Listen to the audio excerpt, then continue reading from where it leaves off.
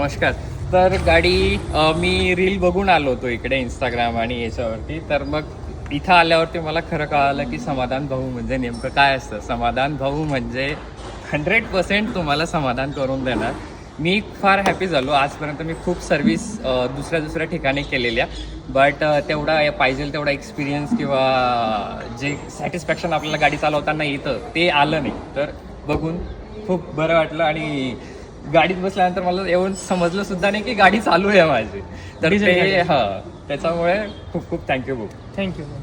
नमस्कार मित्रांनो, इंस्टाग्रामचे रील्स बघून सरनी i20 आपल्याकडं बऱ्याचशा काम होतं त्याच्यामध्ये सस्पेन्शनचं काम केलं आहे, त्याचबरोबर बाकी जेवढं म्हणजे डीप सर्व्हिस वगैरे सगळ्या गोष्टी केल्या आहेत मित्रांनो.